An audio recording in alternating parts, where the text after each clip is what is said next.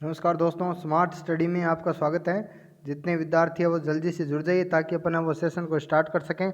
बहुत ही अच्छा अपन कह सकते हैं कि डी ग्रुप के अंदर यदि आपको सिलेक्शन लेना है तो उसके लिए ये एक प्रकार से महायज्ञ ही चल रहा है। ठीक है, तो सभी विद्यार्थी हैं वो जल्दी से जुड़ जाइए और ध्यान से। और जो जितने भी क्वेश्चन पिछली बार आए हुए हैं आज और अगले 75 क्वेश्चनों को अपन करेंगे। तो देखिए, क्वेश्चन पूछा गया आपसे कि लैंगिक प्रजनन के दौरान जब दो अलग अलग कोशिकाएं संयोजित होती है तो वे निर्माण करती है। अपने को पता है कि जो लैंगिक कोशिकाएं होती है उनको हम बोलते हैं युग्मक। ठीक है, नर युग्मक होता है शुक्राणु और मादा युग्मक क्या होता है, अंडाणु होता है। ठीक है, जब दो युग्मक आपस में मिलते हैं, क्या दो युग्मक यानी शुक्राणु और अंडाणु आपस में मिलते हैं तो ये निर्माण करते हैं किसका, युग्मनज का निर्माण करते हैं। ठीक है, किसका निर्माण करते हैं, युग्मनज का निर्माण करते हैं। तो इसका सही जवाब हो जाएगा 4 नंबर युग्मनज। ठीक है, नर और मादा कोशिकाएं जो होती है वो आपस में मिलकर क्या करती है, युग्मनज का निर्माण करती है। ठीक है, चलिए अगला क्वेश्चन देख लेते हैं। तो अगला क्वेश्चन जो साइंस का पूछा गया था आपसे ये रहा, और क्वेश्चन आपसे ये पूछा गया था कि उस प्रक्रिया का नाम क्या है जिसके द्वारा धातु पर अपने आसपास उपस्थित नमी, एसिड यानी अम्ल इत्यादि द्वारा प्रभावित होती है। ठीक है, मैं आपको कई बार बता चुका हूँ कि लोहे पर जंग लगना। ठीक है, क्या लोहे पर जंग लगना या अपन कह सकते हैं चांदी का काला होना, ये तीनों क्वेश्चन इंपॉर्टेंट है। ठीक है, और तांबे का हरा होना। ठीक है, तांबे का हरा होना, ये तीनों क्या है, ये तीनों ही जो है वो संक्षारण के उदाहरण होते हैं। ठीक है, वायुमंडल के अंदर उपस्थित नमी और अम्ल के कारण जो धातुएं प्रभावित होती हैं उसको क्या बोलते हैं, संक्षारण बोलते हैं। ठीक है, चलिए नेक्स्ट क्वेश्चन देख लेते हैं। तो अगला जो क्वेश्चन है वो आपसे पूछा गया था कि बल और विस्थापन का गुणन बल क्या कहलाता है। बल का मतलब क्या हो गया, F, और विस्थापन क्या हो गया, S हो गया। ठीक है, तो अपने को पता है कि W बराबर क्या होता है, FS होता है। फॉर्मूला जो होता है वो क्या होता है, W बराबर FS होता है। तो अपन कहते हैं कि बल और विस्थापन का गुणनफल क्या कहलाता है, बल और विस्थापन का गुणनफल कहलाता है कार्य। ठीक है, कार्य का मात्रक सबको पता है ये क्या होता है, जूल होता है। ठीक है, चलिए नेक्स्ट क्वेश्चन देख लेते हैं, अगला क्वेश्चन। तो अगला क्वेश्चन जो है वो कौन सा है, वो है निम्नलिखित में से और कौन सी धातु है जो कमरे के तापमान पर क्या होती है, कमरे के तापमान पर क्या होती है, द्रव्य होती है। ठीक है, तो सबको पता है कि एकमात्र धातु जो द्रव्य होती है वो कौन सी होती है, पारा होती है। ठीक है, एकमात्र धातु जो द्रव्य होती है वो तो क्या होती है, पारा होती है। और एकमात्र अधातु जो द्रव्य होती है वो क्या होती है, ब्रोमिन होती है। ठीक है, तो यदि अपने से पूछा जाए कि कक्षीय तापमान पर द्रव्य अवस्था में पाई जाने वाली धातु कौन सी है, तो वो धातु कौन सी होती है, वो धातु होती है पारा। ठीक है, तो सभी को ये याद रखना है। और यदि अधातु पूछा जाए तो वो कौन सी है, ब्रोमीन है। चलिए अगला क्वेश्चन है अणु शब्द किसने दिया था। ठीक है, अपने को पता है कि अणु क्या होता है, अणु पदार्थ की सबसे सूक्ष्मतम संरचना होती है, अपन कह सकते हैं जो स्वतंत्र अवस्था में पाई जाती है। परमाणु पदार्थ की सूक्ष्मतम संरचना होती है लेकिन परमाणु है वो स्वतंत्र अवस्था में नहीं पाई जाती है। तो इसका सही जवाब जो होगा वो कौन सा होगा, डेमोक्रेटस होगा। ठीक है, डेमोक्रेटस। और यदि परमाणु शब्द की बात करें तो परमाणु शब्द किसने दिया था, परमाणु शब्द दिया था जॉन डाल्टन ने। ठीक है, चलिए अगला क्वेश्चन देखते हैं।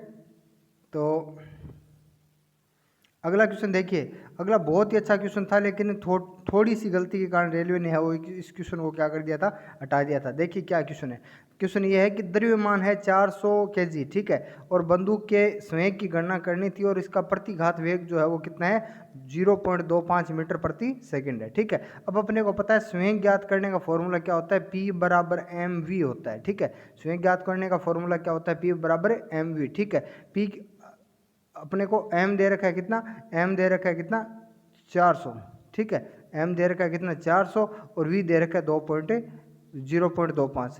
इनको मल्टीप्लाइंग करेंगे तो कितना आ जाएगा, 100 आ जाएगा। ठीक है, लेकिन यहाँ पर गलती इतनी थी कि इसने क्या दे दिया था, k दे दिया था। यदि ये kg देता, kg मीटर प्रति सेकंड, तो उसका सही जवाब हो जाता, लेकिन इसने k दे दिया था इसलिए रेलवे ने इस आंसर को क्या मान लिया था, गलत मान लिया था। लेकिन आपको याद रखना है इस प्रकार के क्वेश्चन वापस रिपीट होने की पूरी संभावना होती है। ठीक है, चलिए अगले क्वेश्चन का आप जवाब दीजिए। अगला जो क्वेश्चन है वो देख लेते हैं अपन साइंस का। तो अगला क्वेश्चन,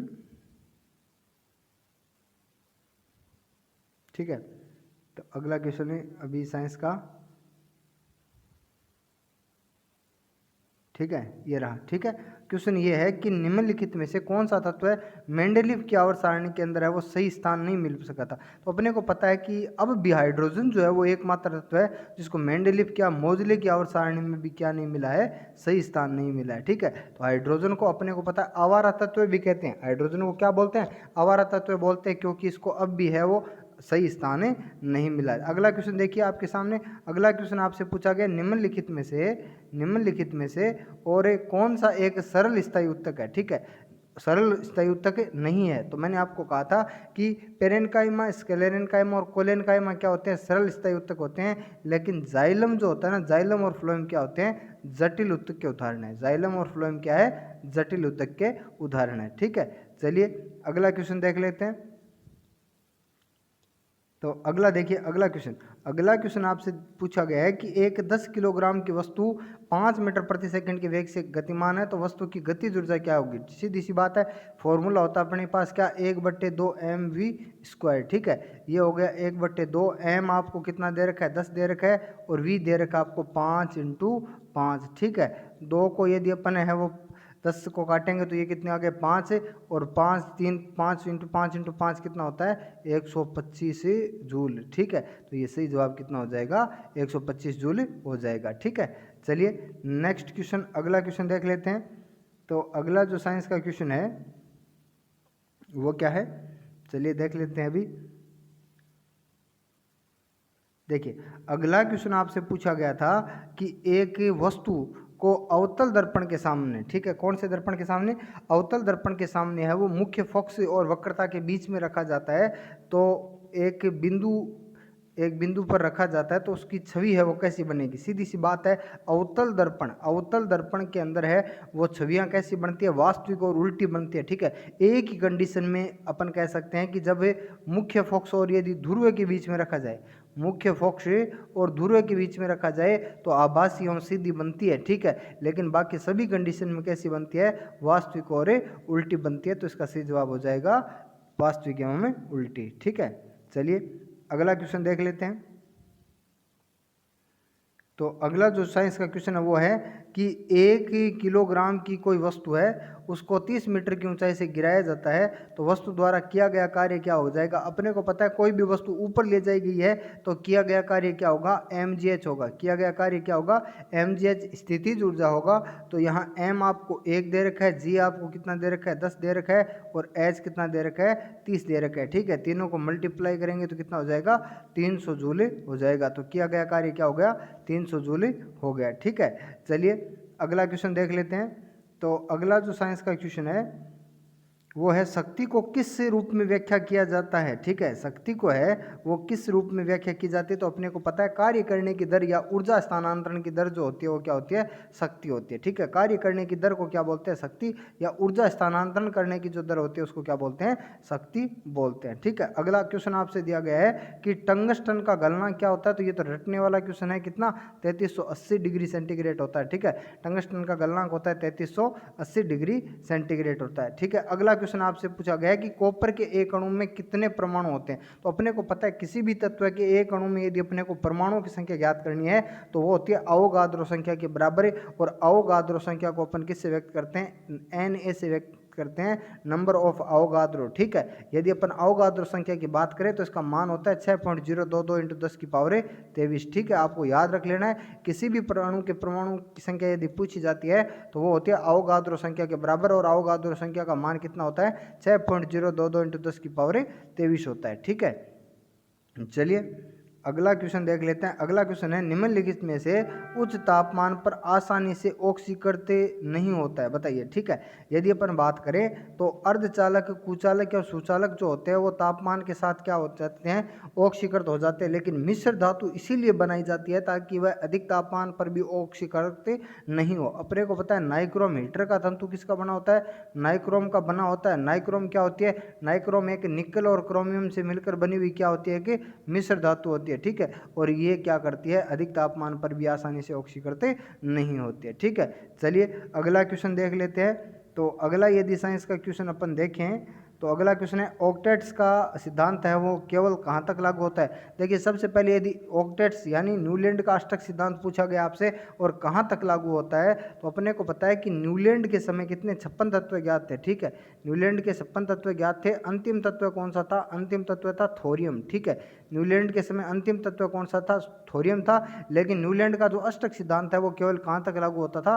कैल्शियम तक ही लागू होता था। ठीक है, चलिए अगला क्वेश्चन देख लेते हैं। तो अगला जो क्वेश्चन आया था वो कौन सा था? अगला क्वेश्चन आपसे पूछा गया है विसरण के बारे में निम्नलिखित में से कौन सा कथन है वो सही नहीं है। ठीक है, देखिए गैसों के विसरण की दर उसके आयतन पर निर्भर करती है, जरूरी नहीं है। देखिए कितनी भी कम गैस हो वो आसानी से विसरित हो जाती है। विसरण कण उच्च सांद्रता से निम्न सांद्रता की ओर गति करते हैं, बिल्कुल सही है ये। गैसों के विसरण की दर ठोस और द्रव्य की तुलना में अधिक होती है, बिल्कुल सही है। गैसें जो है ठोस और द्रव्य से अधिक फैलती है। विसरण केवल तभी संभव है जब पदार्थ की कण लगातार गतिमान अवस्था में, बिल्कुल विसरण का मतलब ही फैलना होता है, फैलेंगी तभी जब पदार्थ के कण लगातार क्या होंगे? गतिमान होंगे। ठीक है, चलिए अगला क्वेश्चन देख लेते हैं। अगला क्वेश्चन है निम्नलिखित में प्रकाश संश्लेषण के लिए आवश्यक नहीं है। तो सीधी सी बात है, सूर्य का प्रकाश प्रकाश संश्लेषण के लिए आवश्यक होता है, लेकिन ऑक्सीजन का प्रकाश संश्लेषण के दौरान निर्माण होता है, न कि इसकी आवश्यकता होती है। ठीक है, क्लोरोफिल के अंदर प्रकाश संश्लेषण की अभिक्रिया होती है और कार्बन डाइऑक्साइड भी क्या होता है? मुख्य घटक होता है। ठीक है, चलिए अगला क्वेश्चन देख लेते हैं। तो अगला जो साइंस का क्वेश्चन है वो कौन सा है? तो अगला क्वेश्चन देखते हैं अभी। ठीक है, अगला क्वेश्चन है मुक्त रूप से गिरना केवल संभव है। ठीक है, सीधी सी बात है, निर्वात के अंदर ही क्या है? मुक्त रूप से गिरना संभव होता है। इस बात का अपन कह सकते हैं सीधा सा आंसर याद रखना है। मुक्त रूप से जब कोई कण नहीं होगा तब वस्तु क्या करेगी? मुक्त रूप से गिरेगी। अगला क्वेश्चन है यांत्रिक ऊर्जा क्या होती है? तो सीधी सी बात होती है गतिज ऊर्जा और स्थितिज ऊर्जा का जो योग होता है। ठीक है, अपन कह सकते हैं पीई यानी पोटेंशियल एनर्जी स्थितिज ऊर्जा प्लस केई। ठीक है, दोनों क्या होती है? यांत्रिक ऊर्जा होती है। ठीक है, चलिए अगला क्वेश्चन। अगला क्वेश्चन है कि एक वस्तु अपनी विराम अवस्था से चलना प्रारंभ करती है। ठीक है, और 2 सेकंड में उसका वेग है वो हो जाता है 5 मीटर प्रति सेकंड की गति प्राप्त कर लेती है। तो इसका त्वरण क्या होगा? देखो त्वरण होता है अंतिम वेग माइनस प्रारंभिक वेग बटा समय। यदि अपन कह सकते हैं कि स्थिर अवस्था या विराम अवस्था से चलना प्रारंभ करती है तो उसका प्रारंभिक वेग क्या था? 0 मीटर प्रति सेकंड था, और अब 2 सेकंड बाद इसका वेग क्या हो गया? 5 मीटर प्रति सेकंड हो गया है। तो अंतिम वेग माइनस प्रारंभिक वेग बट्टा क्या हो गया? समय हो गया। ठीक है, तो 5/2 क्या हो जाएगा? 2.5 मीटर प्रति वर्ग सेकंड हो जाएगा। ठीक है, तो इसका सही जवाब क्या हो जाएगा? यह हो जाएगा 2.5 मीटर प्रति वर्ग सेकंड। ठीक है, चलिए अगला क्वेश्चन देखते हैं। तो अगला जो साइंस का क्वेश्चन है वो दे रखा है कि विटेकर द्वारा 5 जगत प्रणाली के अंदर है वो निम्नलिखित में से किसको शामिल नहीं किया गया था। अपने को पता है कि R.H. विटेकर ने 1669 के अंदर है वो पंच जगत प्रणाली दी थी, और इसने संपूर्ण जीव जगत को 5 भागों में बांटा था, जिसमें एक था कौन सा? प्रोटिस्टा। ठीक है, एक अपन कह सकते हैं कौन सा था? कवक था। ठीक है, एक कौन सा था? मोनेरा था, और एक इसके अंदर था कौन है? पादप थे, और एक थे जंतु या एनिमिलिया कह सकते हैं अपन। ठीक है, तो यहाँ पर प्रोटोजोआ जो है वो विटेकर के वर्गीकरण के अंदर शामिल नहीं था। ठीक है, चलिए तो नेक्स्ट क्वेश्चन देख लेते हैं। अगला जो क्वेश्चन आया साइंस का वो है कि प्रोटीन संश्लेषण के में और क्षार इवेंट में एक निर्माण होता है। ठीक है, तो प्रोटीन संश्लेषण के दौरान है वो mRNA की एक प्रति का निर्माण होता है, या आप याद रख लेना। प्रोटीन संश्लेषण के दौरान किस प्रकार के और RNA का निर्माण होता है? तो वो होता है mRNA का निर्माण होता है। ठीक है, चलिए अगला क्वेश्चन है जिन पदार्थों की अम्ल गंध है वो अम्लीय या क्षारीय माध्यम में बदल जाती है उन्हें क्या कहते हैं? तो उन्हें बोलते हैं ग्रहण सूचक या गंधीय सूचक बोलते हैं। एनसीईआरटी के 3 उदाहरण आपको याद रखना है। एक तो आपको याद रखना है प्याज। ठीक है, प्याज क्या होता है? गंधीय सूचक होता है। एक आपको याद रखना है लौंग का तेल। ठीक है, लौंग का तेल। और एक आपको याद रखना है वेनिला। ठीक है, ये 3 जो है वो आपको याद रखने हैं। तीनों क्या होते हैं? गंधीय सूचक होते हैं। ठीक है, चलिए नेक्स्ट क्वेश्चन, अगला क्वेश्चन देखते हैं। तो अगला क्वेश्चन है कि जब एक धातु पानी के साथ अभिक्रिया करती है तो कौन सी गैस निकलती है? मैं आपको कई बार बात बता चुका हूँ, धातु जब जल के साथ अभिक्रिया करती है तो कौन सी? हाइड्रोजन गैस है वो निकलती है। ठीक है, धातु जब जल के साथ अभिक्रिया करती है तो हाइड्रोजन गैस निकलती है। ठीक है, चलिए अगला क्वेश्चन है ये मैथ का क्वेश्चन है। अगला क्वेश्चन अपन देख लेते हैं साइंस का जो है वो कौन सा है। तो साइंस का जो अगला क्वेश्चन है वो ये रहा कि किसी भी समान समूह में मौजूद तत्वों का एक समान क्या होता है। ठीक है, सीधी सी बात है कि एक समान समूह में यदि तत्व मौजूद है तो उसकी संयोजकता क्या होती है, समान होती है। ठीक है, ये क्वेश्चन कई बार एग्जाम के अंदर आ चुका है। एनसीईआरटी के अंदर सीधी लाइन दी हुई है कि एक तत्व के एक समूह के सभी तत्वों की संयोजकता क्या होती है, समान होती है। तो संयोजकता का मतलब होता है संयोजी इलेक्ट्रॉनों की संख्या। तो इसका सही जवाब हो जाएगा संयोजी इलेक्ट्रॉनों की संख्या। ठीक है, चलिए नेक्स्ट क्वेश्चन देख लेते हैं, अगला क्वेश्चन देख लेते हैं। तो साइंस का जो अगला क्वेश्चन है वो ये है कि एक ग्रह मान ले जिसका द्रव्यमान है वो पृथ्वी, जिसका द्रव्यमान और त्रिज्या है वो पृथ्वी की द्रव्यमान और त्रिज्या की 1/3 है। यदि पृथ्वी के गुरुत्वाकर्षण का त्वरण और g है तो इसके ग्रह पर, इस ग्रह पर जो पृथ्वी की त्रिज्या 1/3 है, द्रव्यमान भी 1/3 है। अपने को पता है कि जितना छोटा ग्रह होगा उसका गुरुत्वीय त्वरण क्या होगा, उतना ही क्या होगा, ज़्यादा होगा। ठीक है, तो उसका गुरुत्वीय त्वरण क्या होगा, उतना ही ज़्यादा होगा। तो अपन कह सकते हैं कि ये जी का मान क्या हो जाएगा, 3 गुना हो जाएगा। ठीक है, पृथ्वी की जी का मान कितना हो जाएगा, उस ग्रह के जी का मान कितना हो जाएगा, 3 गुना हो जाएगा। ठीक है, चलिए अगला क्वेश्चन। अगला क्वेश्चन यदि अपन देखें तो जब प्रकाश की किरण है वो सघन माध्यम से और विरल माध्यम में प्रवेश करती है तो क्या होता है। सघन माध्यम का मतलब अपन कह सकते हैं कि भीड़ भाड़ वाला इलाका, और विरल माध्यम का मतलब अपन कह सकते हैं कि छीड़-छाड़ वाला इलाका।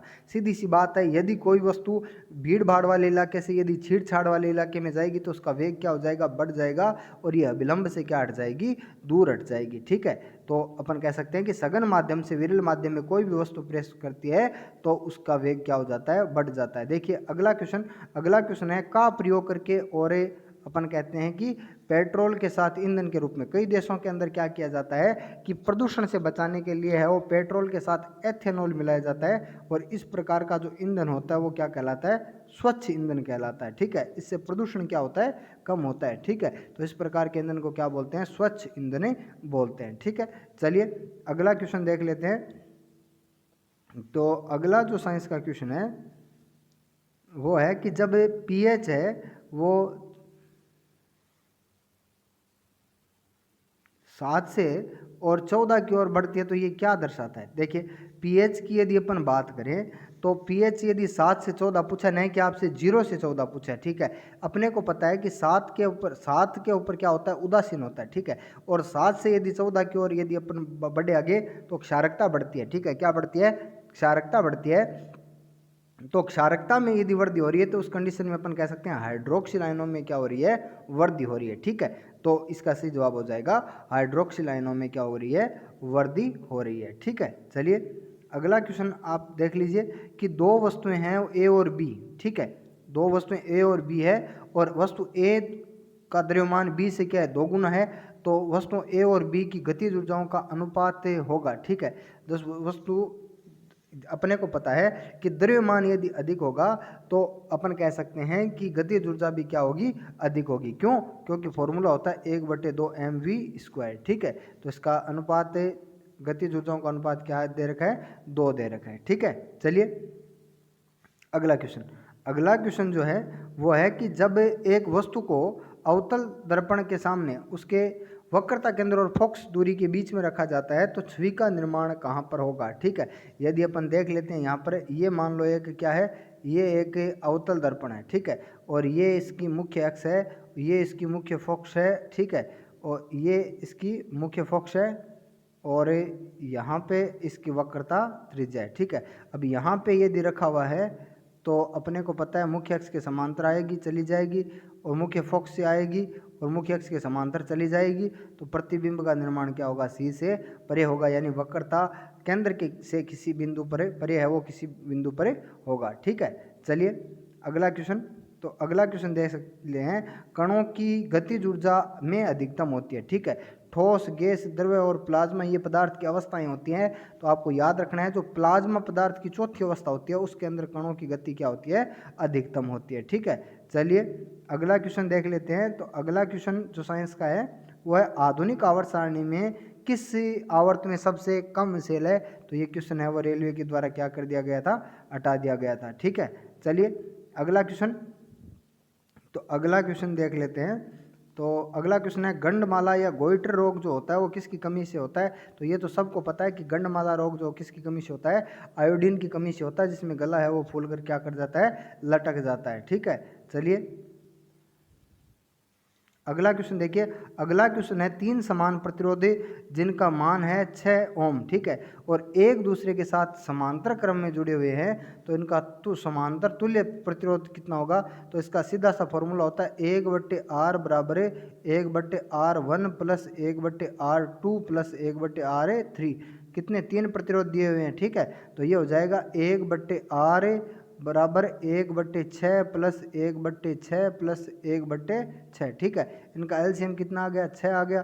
6 का 6 में भाग एक बार गया, एक को 1 से मल्टीप्लाई किया, एक, ये 1 प्लस 1 प्लस 1 आ गया, ठीक है। आपके पास आ गया 1/r बराबर 3/6 या r बराबर 6/3 हो जाएगा 2, ठीक है। तो तुल्य प्रतिरोध कितना हो जाएगा? 2 ओम में हो जाएगा, ठीक है। चलिए अगला क्वेश्चन देखते हैं कि 6 वोल्ट प्रतिरोध वाला और एक स्रोत से 5 एम्पीयर विद्युत धारा ली जाती है, तो स्रोत द्वारा आपूर्ति की गई पावर यानी शक्ति पूछी गई है। मैंने आपको कई बार बता दिया, शक्ति ज्ञात करने का फॉर्मूला होता है P बराबर VI, ठीक है। क्या होता है? P बराबर VI होता है। V आपको दे रखा है 6 और I का मान है 0.5, दोनों को मल्टीप्लाई करेंगे तो कितना जाएगा? 3 वाट है वो यहाँ पर करेक्ट आंसर आ जाएगा, ठीक है। 3 वाट करेक्ट आंसर आ जाएगा, ठीक है। चलिए अगला क्वेश्चन है कि आसमान की ओर फेंका गया पत्थर पृथ्वी की ओर वापस क्यों आता है? तो सीधी सी बात है, आसमान की ओर फेंके गए पत्थर पर है वो क्या लगता है? गुरुत्वाकर्षण बल लगता है। तो एक बल है वो उसको क्या करता है? नीचे की ओर खींचता है, ठीक है। चलिए अगला क्वेश्चन। तो अगला क्वेश्चन यदि अपन साइंस का देखें तो वो कौन सा है?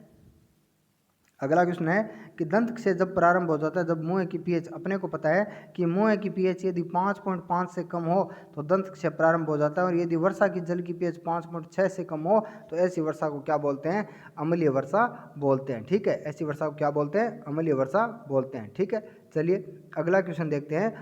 निम्नलिखित में से कौन सा तत्वों का कौन सा वर्गीकरण समूह है परमाणु संख्या पर आधारित है? ठीक है, तो अपने को पता है कि 1913 के अंदर जो मोजले ने और वर्गीकरण दिया था आधुनिक आवर्त सारणी का वर्गीकरण, वो परमाणु संख्या पर आधारित था। तो यह है आधुनिक आवर्त सारणी का जो वर्गीकरण है वो परमाणु संख्या पर आधारित था।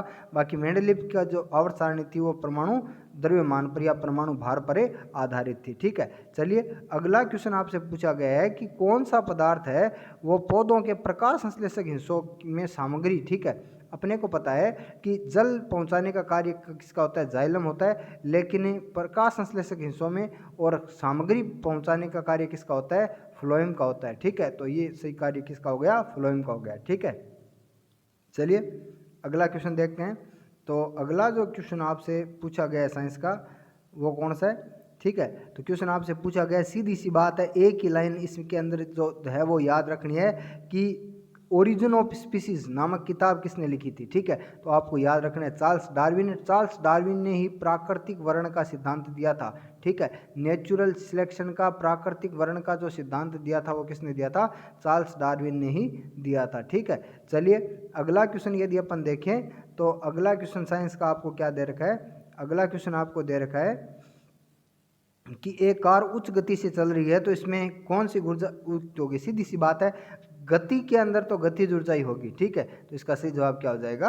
गतिज ऊर्जा हो जाएगा, ठीक है। अधिक गति से चल रही है तो उसके अंदर कौन सी ऊर्जा होगी? गतिज ऊर्जा ही होगी, ठीक है। चलिए अगला क्वेश्चन दे रखा है कि तापमान को केल्विन पैमाने में बदलने के लिए आपको क्या करना होगा? तापमान को केल्विन पैमाने से सेल्सियस पैमाने में बदलने के लिए आपको क्या करना होगा? तो आपको उसमें से 273 क्या करने पड़ेंगे? घटाने पड़ेंगे, ठीक है। जो भी आपको केल्विन में पैमाना दिया गया उसमें से आप 273 घटाओगे तो वो बदल जाएगा किसके अंदर? सेल्सियस में बदल जाएगा, ठीक है। चलिए अगला क्वेश्चन देखते हैं। तो अगला क्वेश्चन दे रखा है कि सोल्डर एक मिश्र धातु है। सोल्डर क्या है? कि मिश्र धातु है। किसकी बनी होती है? देखिए सोल्डर या इसको अपन बोलते हैं टांका भी बोलते हैं, ठीक है। सोल्डर को क्या बोला जाता है? टांका भी बोला जाता है, जिसका उपयोग है वो क्या किया जाता है? धातुओं को जोड़ने में किया जाता है, ठीक है। तो ये बनी होती है किसकी? लेड और इसकी लेड और एंटीमनी की बनी होती है, ठीक है। लेड और एंटीमनी की बनी होती है, ठीक है। चलिए अगला क्वेश्चन। तो अगला क्वेश्चन जो है वो कौन सा है? ठीक है, तो अगला क्वेश्चन है, एक पौधे के बीज में और आगामी पौधा और कौन सा होगा। ठीक है, एक पौधे के बीच में और आगामी पौधा कौन सा होगा। तो अपने को पता है कि बीज के अंदर क्या होता है, भ्रूण होता है। ठीक है, बीज के अंदर क्या होता है, भ्रूण होता है, तो उसको अपन कह सकते हैं कि वो आगामी पौधा होगा। ठीक है, देखिए ये क्वेश्चन है अभी शोल्डर वाला था, उसके अंदर अपने एंटीमनी न होकर ये टिन होगा। ठीक है, ये होगा लेड और टिन की बनी हुई होती है। ठीक है, चलिए आगामी पौधा जो होता है वो उसके अंदर भ्रूण होता है। अगला क्वेश्चन आपसे पूछा गया है कि माता पिता में और संतान में शारीरिक और मानसिक गुणों के संचरण को क्या कहा जाता है। तो इसको कहा जाता है क्या, आनुवांशिकता कहा जाता है। जो एक पीढ़ी से दूसरी पीढ़ी में लक्षण स्थानांतरित होते हैं उनको हम क्या बोलते हैं, आनुवांशिकता बोलते हैं। ठीक है, चलिए एक क्वेश्चन आपसे पूछा गया है कि एक वस्तु एक नियत वेग से है, वो उत्तर दिशा में गति कर रही है, तो उस पर लगाया गया बल क्या होगा। यदि आपसे ये पूछा जाता कि लगातार वेग में वृद्धि हो रही है, वेग में कमी हो रही है, तो बल में परिवर्तन हो रहा है। लेकिन यदि नियत वेग से गति कर रही है तो लगाया गया वेग जो बल होगा वो क्या होगा, शून्य होगा। याद रखना है, कोई भी वस्तु यदि नियत वेग से गति करती है तो लगाया गया बल है वो उस समय क्या माना जाएगा, शून्य माना जाएगा। ठीक है, चलिए अगला क्वेश्चन है कि किसी भी वस्तु के मुक्त रूप से गिरने में निम्नलिखित में से कौन सी ऊर्जा है वो उसके रास्ते में किसी एक बिंदु पर बढ़ जाती है। तो सीधी सी बात है, यदि वस्तु ऊपर से नीचे की ओर गिर रही है तो उस कंडीशन में गतिज ऊर्जा में लगातार क्या होती है, वृद्धि होती है। ठीक है, गतिज ऊर्जा में लगातार क्या होती है, वृद्धि होती है। ठीक है, चलिए अगला क्वेश्चन, तो अगला क्वेश्चन देख लेते हैं अपन। अगला क्वेश्चन, ठीक है, तो अगला क्वेश्चन जो है वो साइंस का कौन सा है। ठीक है, परमाणु संलयन अभिक्रिया में स्वचालित रूप से होती है। ठीक है, अपने को पता है कि परमाणु संलयन के आपको दो उदाहरण याद रखने हैं, एक तो सूर्य के अंदर और एक जो हाइड्रोजन बम होता है। हाइड्रोजन जो बम होता है वो किस पर कार्य करता है, परमाणु संलयन पर कार्य करता है। ठीक है, चलिए परमाणु रिएक्टर जो होते हैं वो परमाणु विखंडन पर कार्य करते हैं। ठीक है, चलिए अगला क्वेश्चन, तो अगला क्वेश्चन जो है वो साइंस का कौन सा है। प्रजनन की क्रिया के दौरान उत्पन्न होने वाली विभिन्नताएं हो सकती है। बिल्कुल सीधी सी बात है कि जो प्रजनन के दौरान विभिन्नताएं उत्पन्न होती हैं वो वंशानुगत हो सकती है, यानी एक पीढ़ी से दूसरी पीढ़ी में जाएगी। यदि वो प्रजनन के दौरान विभिन्नताएं उत्पन्न हुई है तो वंशानुगत होगी, एक पीढ़ी से दूसरी पीढ़ी में क्या करेगी, वो गमन करेगी। ठीक है, चलिए अगला क्वेश्चन यदि साइंस का यदि अपन बात करें तो अगला क्वेश्चन आपसे पूछा गया है कि अमोनिया में नाइट्रोजन की संयोजकता कितनी होती है। तो अमोनिया का फॉर्मूला होता है NH3। ठीक है, अपने को पता है कि नाइट्रोजन की संयोजकता वैसे क्या होती है, 5, यानी पर कह सकते हैं कि अंतिम कोश में 5 इलेक्ट्रॉन होते हैं, तो अष्टक पूरा करने के लिए 3 और इलेक्ट्रॉन चाहिए, तो इसकी संयोजकता कितनी होती है, 3 होती है। ठीक है, चलिए अगला क्वेश्चन देख लेते हैं। तो अगला क्वेश्चन है क्या है, अगला क्वेश्चन है किसी वस्तु की गतिज ऊर्जा और स्थितिज ऊर्जा को एक साथ क्या कहा जाता है। तो यांत्रिक ऊर्जा कहा जाता है। अभी पीछे ही क्वेश्चन है वो ये आ चुका है। तो गतिज ऊर्जा और स्थितिज ऊर्जा का जो योग मैंने आपको बताया था कि potential energy plus kinetic energy दोनों क्या कहलाती है, यांत्रिक ऊर्जा कहलाती है। ठीक है, चलिए अगला क्वेश्चन देखते हैं। तो अगला क्वेश्चन जो है वो है, जब सिल्वर क्लोराइड को सूर्य के प्रकाश में रखा जाता है तो इसका भूरा रंग होने का कारण क्या होता है। ठीक है, जब सिल्वर क्लोराइड को सूर्य के प्रकाश में रखा जाता है तो इसका भूरा रंग होने का कारण क्या होता है।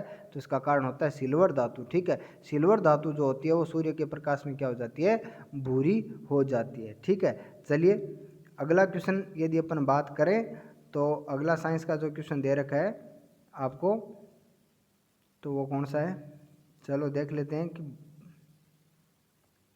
ठीक है, अगला कह रखा है कि निश्वासन द्वारा क्या होता है। ठीक है, निश्वासन द्वारा क्या होता है, यानी श्वास यदि आप बाहर निकालते हो तो उस कंडीशन में क्या फेफड़ों में स्फीति यानी फेफड़े फैलते हैं या फेफड़ों की अस्फीति यानी फेफड़े चिपकते हैं। तो सीधा सा जवाब हो जाएगा, श्वास यदि बाहर निकालते हैं तो फेफड़ों में क्या होती है, अस्फीति होती है। ठीक है, अगला क्वेश्चन है, आयरन का वायु की उपस्थिति में जलने पर अपने को पता है जंग का निर्माण होता है और उसका फॉर्मूला होता है Fe2O3। ठीक है, जंग का निर्माण होता है जिसका फॉर्मूला क्या होता है, Fe2O3 होता है। ठीक है, चलिए अगला क्वेश्चन है, निम्नलिखित में से कौन सा पराध्वनिक तरंगों का औद्योगिक उपयोग नहीं है। ठीक है, किसी भी पौधे के शरीर में कीटनाशकों का पराश्रव्य तरंगे से हटाना।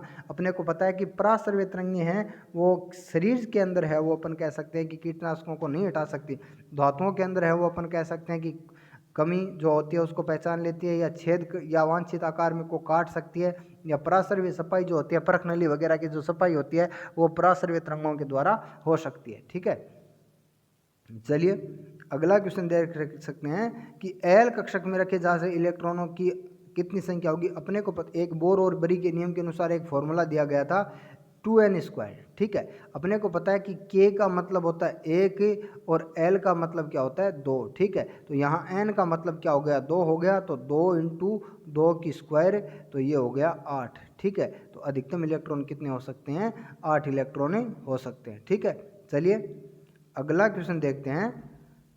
अगला जो क्वेश्चन है वो क्या है, अगला है आभासी और सीधी छवि बनाने के लिए और एक आवर्धन क्या होना चाहिए। देखिए यदि अपन बात करें कि एक दर्पण जो होता है, ठीक है, यह उसकी मुख्य अक्ष होती है। ठीक है, मुख्य अक्ष की ऊपर की दूरियां धनात्मक होती है और नीचे की दूरी क्या होती है ऋणात्मक होती है। ठीक है, सीधी यदि छवि बनानी है तो इसका मतलब वस्तु का प्रतिबिंब कहाँ बन रहा है, मुख्य अक्ष के ऊपर बन रहा है, और मुख्य अक्ष के यदि ऊपर बन रहा है तो सीधी सी बात है उसका आवर्धन क्या होगा धनात्मक होगा। ठीक है, उसका आवर्धन क्या होगा धनात्मक होगा। ठीक है, चलिए अगला क्वेश्चन देख लेते हैं। तो अगला जो साइंस का क्वेश्चन आपसे पूछा गया वो है कि ऑक्साइड अम्लों के साथ साथ क्षारों के साथ भी अभिक्रिया करते हैं। ठीक है, ऑक्साइड जो है वो अम्लों के साथ साथ क्षारों के साथ भी अभिक्रिया करते हैं, तो ऐसे ऑक्साइड क्या होते हैं उभयधर्मी ऑक्साइड होते हैं। ऑक्साइड जो अम्लों के साथ साथ क्षारों के साथ भी अभिक्रिया करते हैं, ऐसे ऑक्साइड क्या होते हैं वो होते हैं उभयधर्मी ऑक्साइड।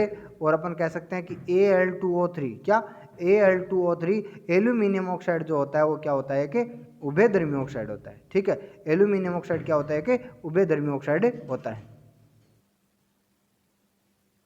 ठीक है, आगे यदि अपन बात करें तो अगला क्वेश्चन है बल द्वारा किया गया कार्य धनात्मक तब होगा जब बल क्या होगा, बल होगा बल विस्थापन की दिशा में होगा। ठीक है, बल यदि विस्थापन की दिशा में यानी जिस दिशा में बल लगाया जाता है यदि वस्तु उसी दिशा में यदि गमन करती है तो किया गया कार्य क्या होगा धनात्मक होगा। ठीक है, चलिए अगला क्वेश्चन आपसे पूछा गया, वैसे रेलवे ने ये क्वेश्चन हटा लिया था, लेकिन क्वेश्चन क्या है मैग्नीशियम की परमाणु संख्या 12 है तो इसकी संयोजकता क्या होगी। तो अपने को सीधी सी बात है, देखिए ये क्वेश्चन इसी कारण हटा दिया गया, यदि डायरेक्ट कैसा पूछा जाता ना कि इसकी संयोजकता क्या होती है मैग्नीशियम की तो +2 है। ठीक है, लेकिन परमाणु संख्या से और संयोजकता का कोई लेना देना नहीं है, इसीलिए ये क्वेश्चन क्या कर दिया गया हटा दिया गया। लेकिन मैग्नीशियम की संयोजकता कितनी होती है 0.2 होती है। ठीक है, चलिए अगला क्वेश्चन है वर्ग के प्राणियों में श्वसन गलफड़ों और फेफड़ों द्वारा होता है। ठीक है, तो अपने को पता है कि मत्स्य के अंदर है वो सिर्फ क्या पाए जाते हैं गलफड़े पाए जाते हैं। ठीक है, तो उभयचर जो होते हैं उनके अंदर गलफड़े और फेफड़े दोनों पाए जाते हैं, इसी के कारण ये जल के अंदर भी रह सकते हैं और बाहर भी रह सकते हैं। ठीक है, सरीसृप और पक्षियों के अंदर सिर्फ क्या पाए जाते हैं फेफड़े पाए जाते हैं। ठीक है, चलिए अगला क्वेश्चन देख लेते हैं। अगला क्वेश्चन है कि जब तत्वों के गुणधर्म समान परमाणुओं के क्रम में व्यवस्थित किया जाए तो प्रत्येक तत्व का गुणधर्म 8वें तत्व के गुणधर्म के समान होता है। संगीत के नोट्स की तरह यह नियम किसने दिया था। तो अपने को पता है कि न्यूलैंड का अष्टक सिद्धांत ये कहता है कि प्रत्येक तत्व का 8वें तत्व का गुणधर्म क्या होता है समान होता है। ठीक है, चलिए अगला क्वेश्चन। तो अगला जो साइंस का क्वेश्चन है वो बहुत ही अच्छा क्वेश्चन है। देखिए क्वेश्चन आपसे ये दिया गया है कि निम्नलिखित में से कार्य का उदाहरण नहीं है। ठीक है, कपिल अपने कंधे पर 10 केजी भार लेकर खड़ा है, सचिन 4 किलोमीटर चलता है। देखिए अपने को पता है कि कार्य तभी माना जाएगा विज्ञान के अंदर जब वस्तु क्या होगी विस्थापित होगी। कपिल यदि अपने कंधे पर 10 किलोग्राम भार लेकर खड़ा है तो उस कंडीशन में कपिल चल नहीं रहा है तो यदि ये किया गया कार्य नहीं माना जाएगा। सचिन चलता है ये सही है, एक कुली किसी बस से किसी कार तक वजन उठा ले जाता है ये भी कार्य है, अरुण मैदान में क्रिकेट खेलता है ये भी क्या है कार्य है। ठीक है, चलिए अगला क्वेश्चन। अगला क्वेश्चन क्या है, तो अगला क्वेश्चन साइंस का जो है वो कौन सा है। देखिए अगला क्वेश्चन है संवेग की, और अपन कह सकते हैं कि जो इकाई जो है, ठीक है, संवेग की जो इकाई है वो क्या होती है। तो संवेग क्या होता है, संवेग होता है P बराबर mv। संवेग क्या होता है P बराबर क्या होता है mv होता है। m का मात्रक क्या होता है kg होता है और इसका होता है मीटर प्रति सेकंड, तो ये हो जाएगा kg मीटर प्रति सेकंड। ठीक है, चलिए अगला क्वेश्चन। अगला क्वेश्चन क्या है, तो अगला जो साइंस का क्वेश्चन है वो त्वरण ऋणात्मक होने पर किसी पिंड का वेग क्या होगा। सीधी सी बात है, मैं आपको कई बार बता चुका हूँ कि त्वरण यदि ऋणात्मक त्वरण होता है तो उसको हम क्या बोलते हैं, उसको हम बोलते हैं मंदन। ठीक है, ऋणात्मक त्वरण को हम क्या बोलते हैं? मंदन बोलते हैं। तो त्वरण यदि ऋणात्मक होगा तो किसी वेग वस्तु का वेग क्या करेगा? घटेगा। ठीक है, चलिए अगला क्वेश्चन। मनुष्यों में निषेचित अंडा और जो होता है वो कहाँ पर प्रत्यारोपित होता है? तो सीधी सी बात है, निषेचित अंडा जो होता है वो कहाँ पर? गर्भाशय के अंदर क्या होता है? प्रत्यारोपित होता है। ठीक है, चलिए अगला क्वेश्चन है 10 ओम, 8 ओम और 7 ओम के 3 प्रतिरोध श्रेणी क्रम में जुड़े गए हैं, तो प्रभावी प्रतिरोध या कुल प्रतिरोध कितना होगा? तो तीनों को जब अपन जोड़ लेंगे 10, 8, 7, ठीक है, तीनों को जोड़ेंगे तो कितना आ जाएगा? आ जाएगा 25 ओम। ठीक है, तो इसका सही जवाब हो जाएगा 25 ओम। ठीक है, चलिए अगला क्वेश्चन है कि जड़ों की कोशिकाओं में लंबे रोम और धागे जैसे जो भाग होते हैं उनको क्या बोलते हैं? तो उनको बोलते हैं मूल रोम या रूट हेयर बोलते हैं। ठीक है, जड़ों के अंदर जो धागे जैसी संरचनाएं होती हैं उनको क्या बोलते हैं? मूल रोम बोलते हैं। ठीक है, चलिए अगला जो क्वेश्चन है वो है 350 न्यूटन एक बल है 500 किलोग्राम के एक द्रव्यमान पर लगाया जाता है तो उत्पन्न त्वरण क्या होगा? ठीक है, अपने पास एक फॉर्मूला होता है F बराबर ma। ठीक है, अपने पास एक फॉर्मूला होता है क्या? F बराबर ma होता है। यहाँ आपको F कितना दे रखा है? वो दे रखा है आपको 350। ठीक है, और m कितना दे रखा है? m दे रखा है आपको 500 और a है वो आपको क्या करना है? ज्ञात करना है। ठीक है, एक शून्य से एक शून्य गई। यदि अपन बात करें 35 में यदि 50 का भाग देंगे, या अपन कह सकते हैं ये हो गया 7/10 है। ठीक है, और ये हो गया 0.7 मीटर प्रति वर्ग सेकंड। ठीक है, तो इसका सही जवाब हो जाएगा 0.7 मीटर प्रति वर्ग सेकंड। देखिए क्वेश्चन आपसे यदि आपको त्वरण का मात्रक आता है तो सीधा सा क्वेश्चन ये हो जाता है। ठीक है, यदि आपको त्वरण का मात्रक आता है तो आपको क्वेश्चन भी करने की ज़रूरत नहीं है। देखिए सीधा सा आपको मात्रक ले लेंगे तो सीधा सा आंसर हो जाएगा। ठीक है, चलिए अगला क्वेश्चन देख लेते हैं। एसआई पद्धति में त्वरण की इकाई क्या होती है? तो सीधी सी बात है, अभी मैंने आपको बताई है, त्वरण की इकाई होती है क्या? मीटर प्रति वर्ग सेकंड। ठीक है, एसआई पद्धति में त्वरण की इकाई होती है मीटर प्रति वर्ग सेकंड। ठीक है, चलिए तो अगला क्वेश्चन है निम्नलिखित में से कौन सा अम्ल है वो जल में मिलाने पर क्या करता है?